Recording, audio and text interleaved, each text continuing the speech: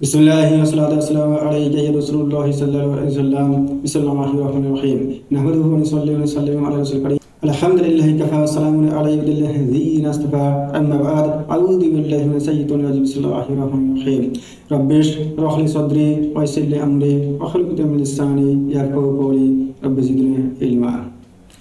समस्त प्रशंसा रब्बुल आलामीনের জন্য যিনি তার একমাত্র পছন্দনীয় দিন ইসলামকে মানুষের কাছে পৌঁছানোর উত্তম সুব্যবস্থা করে দিয়েছেন।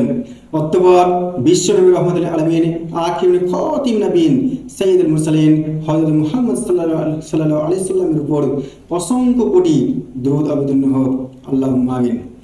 আজকে আমরা অত্যন্ত গুরুত্বপূর্ণ বিষয় বর্তমান সমাজের প্রেক্ষাপটে ঘুষ সম্পর্কে আমরা আলোচনা করব। ঘুষ হারাম এবং এর পরিণতি জাহান্নাম। আল্লাহ রাব্বুল আলামিন এই ব্যাপারে কোরআনুল কারীমের সূরা বাকারার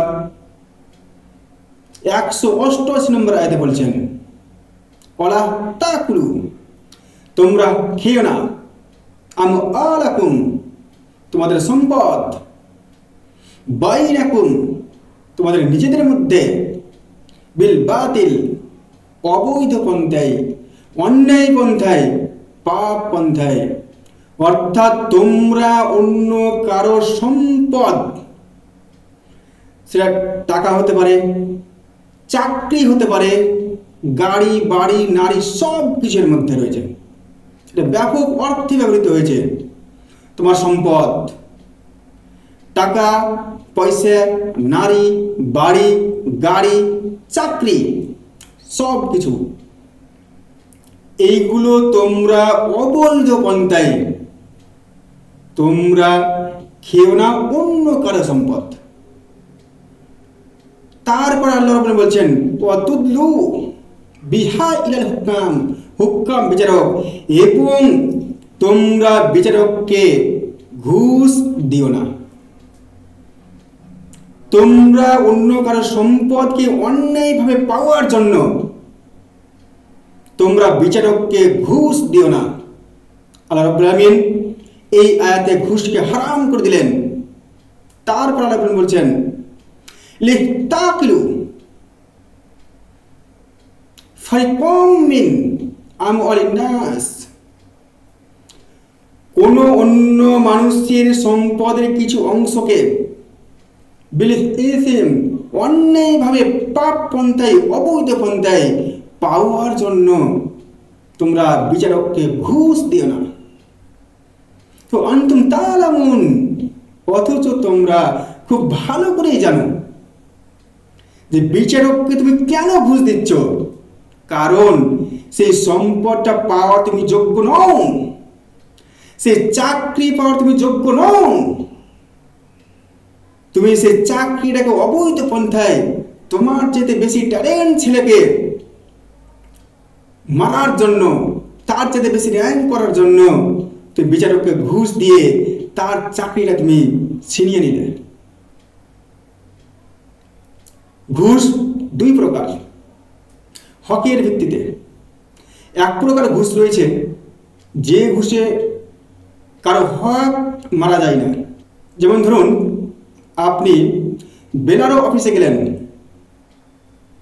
সেখানে আপনার নিজস্ব জমি, খাঁটি জমি রেকর্ড করার জন্য আপনি গেছেন, কিন্তু বেলারো বারবার আপনাকে ঘুরিয়ে দিচ্ছে, কারণ সে কিছু টাকা ঘুষ খাবে। এবার আপনি কিছু টাকা ঘুষ দিলেন, আপনার খাঁটি জমির আপনি রেকর্ড করলেন একটু দ্রুত করার জন্য। এক্ষেত্রে কারো হক মারা যায়নি, তবু আপনাকে আল্লাহর কাছে তওবা করতে হবে এবং ক্ষমা চাইতে হবে। আল্লাহ রাব্বুল আলামিন চাইলে ক্ষমা করতে পারে। ঘুষ রয়েছে আরেক প্রকার, যেটা কারো হক মারা যায়। যেমন ধরেন, আপনি কোনো একটা কম্পিটিটিভ পরীক্ষা দিয়েছেন চাকরি পাওয়ার জন্য, আপনি সেই পরীক্ষায় পাসই করতে পারেননি, আর ওই পরীক্ষায় যারা পাস করেছিল, যারা এমপ্যানেল র্যাঙ্কের মধ্যে আছে, তাদের কোনো একজনকে আপনি ঘুষ দিয়ে সরিয়ে দিয়ে আপনি সেই এম্পায়ারের মধ্যে ঢুকে গেলেন আর সেই এম্পায়ারের ব্যক্তিকে আপনি সরিয়ে দিলেন। এবং এই ঘুষ, এই যে আপনি একজনের হক মেরে দিলেন, আপনি খুব ভালো করে জানেন যে আমি সেই এম্পায়ারে আসতে পারিনি, আমার যোগ্যতা হয়নি, সেই ব্যক্তিকে আপনি সরিয়ে দিলেন এবং আপনি ঘুষ দিয়ে চাকরি নিলেন। এই সব যখন বান্দার হক মারা যাচ্ছে, তখন এই সব ঘুষের, যেখানে কারো হক মারা যাচ্ছে, সেই সব ঘুষের কোনো তওবা নেই, কোনো ক্ষমাই নেই। কারণ আল্লাহ রাব্বুল আলামিন বলেছেন হক দুই প্রকার, হুকুকুল্লাহ আল্লাহর হক, হুকুকুল ইবাদি বান্দার হক। যদি কোনো ব্যক্তি আল্লাহর হক মেরে দেয়, নামাজ রোজা হজ যাকাত আল্লাহর হক, আল্লাহ রাব্বুল আলামিন চাইলে ক্ষমা করতে পারেন। কিন্তু কোনো বান্দার হক যদি কেউ কোনো বান্দা মেরে দেয়, আল্লাহ রাব্বুল আলামিন বলবেন সেটা তো আমার ব্যাপারই নয়, সে বান্দার কাছে গিয়ে ক্ষমা চা, ওটা আমার ইখতিয়ারের বাইরে। আপনি দেখুন যে কিয়ামত অত্যন্ত ভয়াবহ। কোন ব্যক্তি তার ছেলে মেয়ে স্ত্রী মা বাবা ভাই বোন কাউকে একটা নেকি পর্যন্ত দিবে না, সেই কিয়ামতের দিনে আপনাকে তার কাছে ক্ষমা চাইতে বলা হবে, সেই ব্যক্তি আপনাকে কখনোই ক্ষমা করবে না। এই কারণে আল্লাহ রাসূল সাল্লাল্লাহু আলাইহি ওয়াসাল্লাম বলে দিয়েছেন আর রশি মুতাসিফিন্নার, ঘুষদাতা এবং ঘুষ গ্রহীতা দুজনের স্থান জাহান্নাম। এই কারণে অবশ্যই দেখুন যে এই ঘুষ অত্যন্ত ভয়ঙ্কর জিনিস।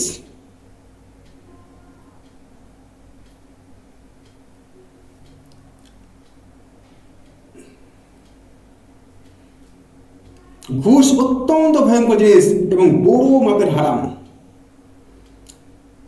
ধরুন একটা কুকুর, সে খানা এবং পায়খানা আলাদা করতে পারে না, কারণ আল্লাহ রাব্বুল আলামিন তাকে সেই জ্ঞান দেননি। সেই কারণে সে একটা চতুষ্পদ জন্তু কুকুর, সে খানা পায়খানাকে আলাদা করতে পারে না, সে খানাও খায় আবার পায়খানাও খায়। যে মানুষ খানা মানে হালাল এবং পায়খানা মানে হারাম, যে মানুষ হালাল এবং হারামকে পৃথক করতে পারল না, সে কুত্তার চাইতে নিকৃষ্ট। আল্লাহ রাব্বুল আলামিন সূরা ফুরকান 44 নম্বর আয়াত এবং সূরা আরাফ 179 নম্বর আয়াতে বলে দিয়েছেন, উলাইকা কাল আনআম, তারা চতুষ্পদ জন্তুর মতো, বালহুম আযাল, বরং তার চাইতে নিকৃষ্ট। অর্থাৎ যেসব ব্যক্তিরা এই ঘুষকে, এই হারামকে, বড় মাপের হারামকে চিনতে পারলো না, ঘুষ থেকে বিরত থাকলো না, অবশ্যই যেসব ঘুষে হক মারা যায়, সেই সব ঘুষে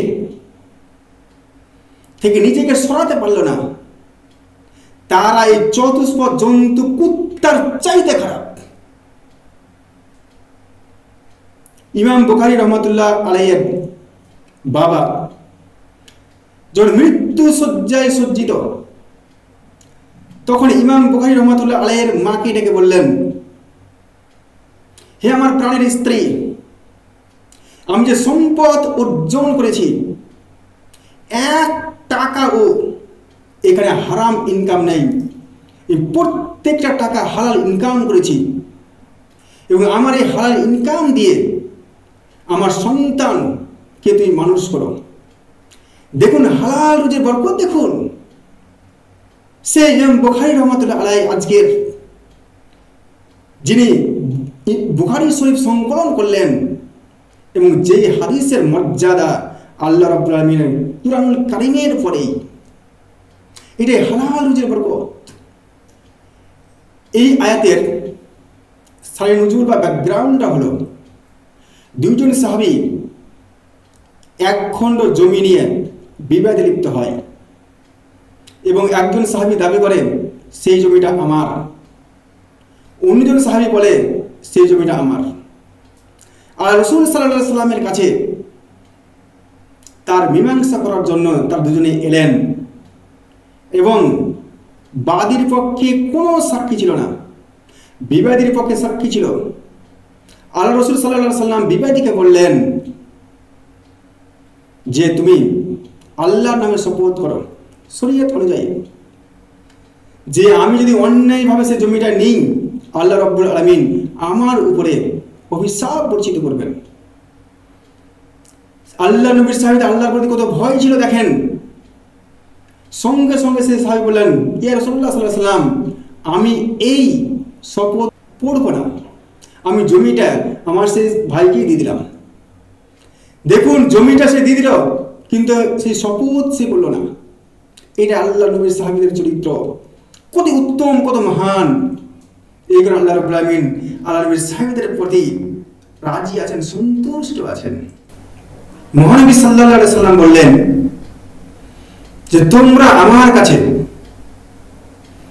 অনেক মামলা মোকদ্দমা নিয়ে আসো, আমি একজন মানুষ এবং আমি হয়তো অনেক সময় যে অপরাধী ব্যক্তি তার পক্ষে রায় দিয়ে দিই, কেননা সেই ব্যক্তি অতিরঞ্জিত করে তার পক্ষে বেশি যুক্তিগ্রাহ্য তথ্য আমার সামনে তুলে ধরেছেন।